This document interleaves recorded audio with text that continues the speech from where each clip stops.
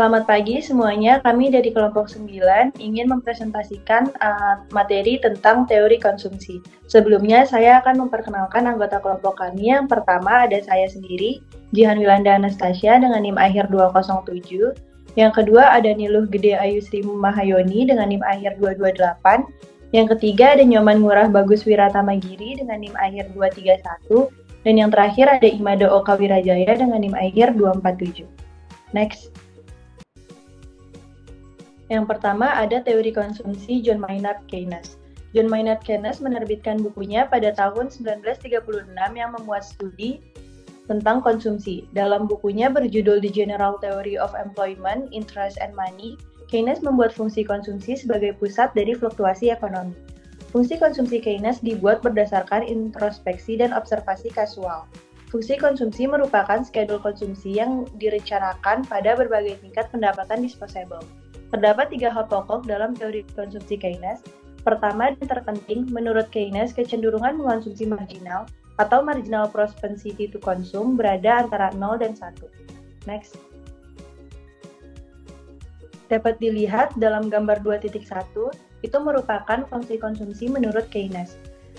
C adalah konsumsi sesungguhnya, YD adalah pendapatan disposable, dan B adalah kecenderungan mengonsumsi marginal atau MPC, serta alpha adalah ukuran konsumsi saat pendapatan disposable 0. Next. Selanjutnya, kecenderungan mengonsumsi marginal penting bagi rekomendasi kebijakan Keynes untuk menurunkan pengangguran yang semakin meluas. Kekuatan kebijakan fiskal dalam mempengaruhi jalannya roda perekonomian timbul dari reaksi umpan balik antara pendapatan dan konsumsi. Yang kedua, rasio konsumsi terhadap pendapatan kerap disebut kecenderungan mengonsumsi rata-rata atau average propensity to consume. Turun ketika pendapatan naik. Dapat dilihat APC sama dengan C per YD sama dengan alpha per YD ditambah B. Next. Keynes percaya bahwa tindakan menabung adalah sebuah kemewahan. Maka, Keynes berharap orang kaya menabung dalam proporsi yang lebih tinggi dari pendapatan ketimbang orang yang tidak kaya. Rasio menabung terhadap pendapatan diistilahkan dengan kecenderungan menabung rata-rata, atau average propensity to save, sama dengan 1 minus APC atau APS sama dengan 1 minus alpha per YD minus B sama dengan minus alpha per YD plus 1 minus B. Next. Ketiga, Keynes mengatakan bahwa pendapatan merupakan determinan yang paling penting. Pendapatan bertentangan dengan para ekonom klasik sebelumnya. Para ekonom klasik menyatakan bahwa tingkat bunga yang lebih tinggi akan mendorong tabungan dan menghambat konsumsi. Sedangkan bagi Keynes, tingkat bunga terhadap konsumsi hanya sebatas teori. Menurut saya, kesimpulan utama yang diberikan oleh pengalaman adalah bahwa pengaruh jangka pendek dari tingkat bunga terhadap pengeluaran individu dari pendapatannya bersifat sekunder dan relatif tidak penting.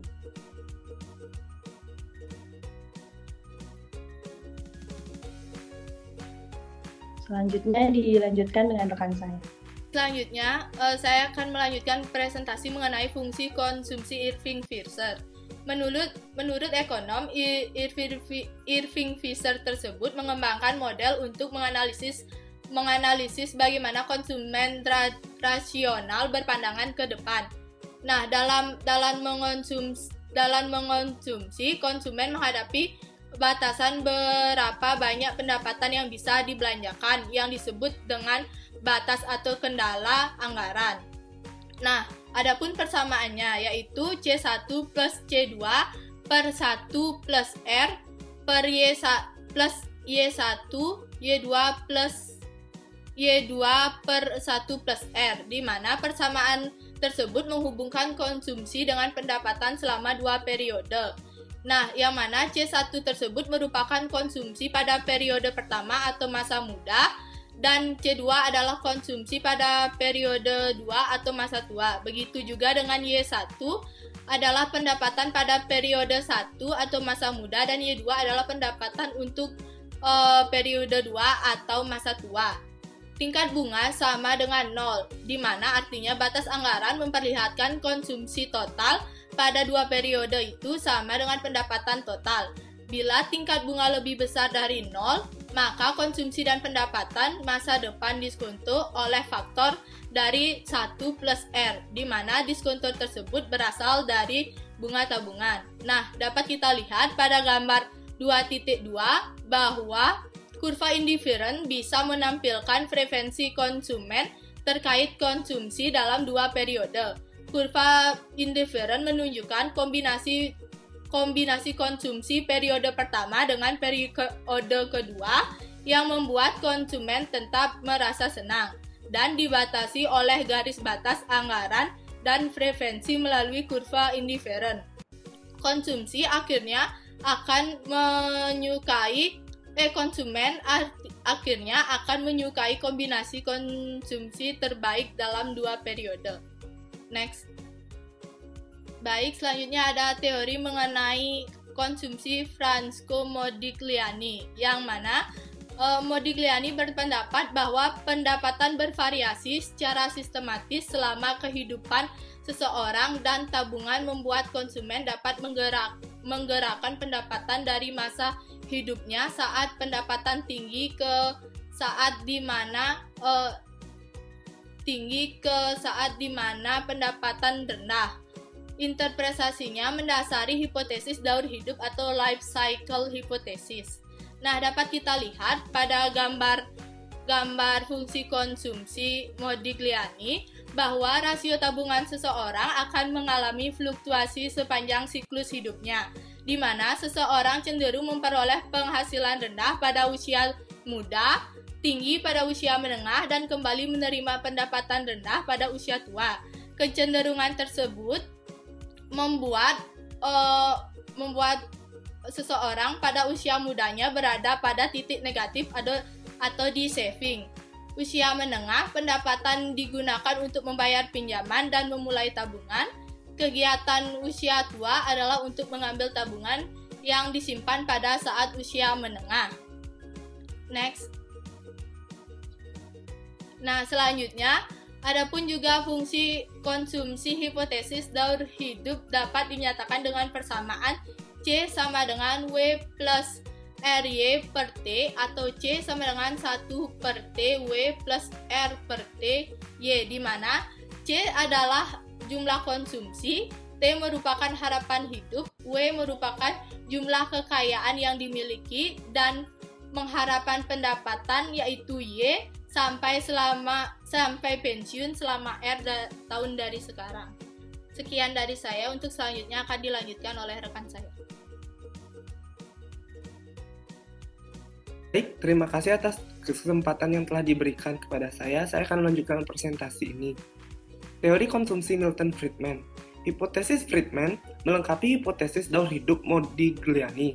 Baik Modigliani dan Friedman, keduanya berangkat dari teori konsumen Irving Fisher dalam menyatakan bahwa konsumsi tidak bergantung pada pendapatan saat ini. Berbeda dengan Modigliani, hipotesis Friedman menekankan bahwa konsumen mengalami perubahan acak dan temporer dalam pendapatan mereka tiap tahunnya. Menurut Friedman, pendapatan terbagi menjadi dua unsur, yaitu yang pertama pendapatan permanen YP dan pendapatan transitoris YT. Pendapatan permanen adalah bagian dari pendapatan yang konsumen harapkan untuk terus bertahan di masa depan. Pendapatan transitoris adalah bagian pendapatan yang tidak diharapkan untuk terus bertahan. Perbedaannya, pendapatan permanen adalah pendapatan rata-rata dan pendapatan transitoris adalah deviasi acak dari pendapatan rata-rata. Jadi kesimpulannya, Friedman menganjurkan bahwa fungsi konsumsi haruslah dipandang dengan pendekatan berikut. C sebagai simbol konsumsi sama dengan alfa dikali pendapatan permanen, di mana alfa adalah konstanta yang mengukur bagan dari pendapatan permanen yang dikonsumsi.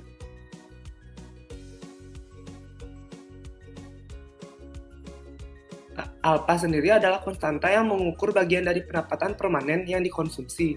Dalam hipotesis teori konsumsi Friedman, konsumsi berada secara proporsional terhadap pendapatan permanen, seperti berikut ini.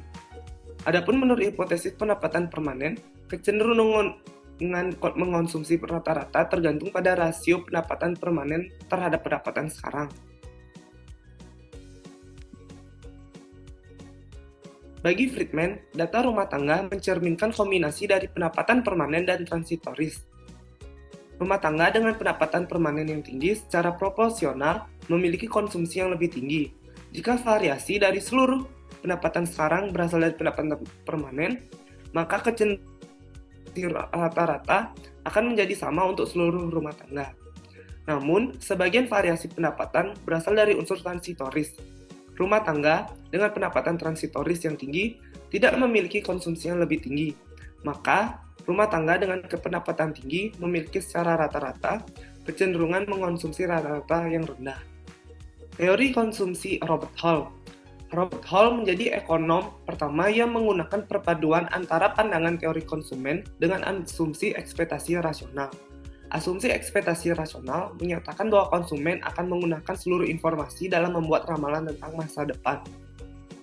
Menurut hipotesis pendapatan permanen, konsumen akan menghadapi pendapatan yang berfluktuasi dan berusaha meratakan tingkat konsumsi sepanjang waktu.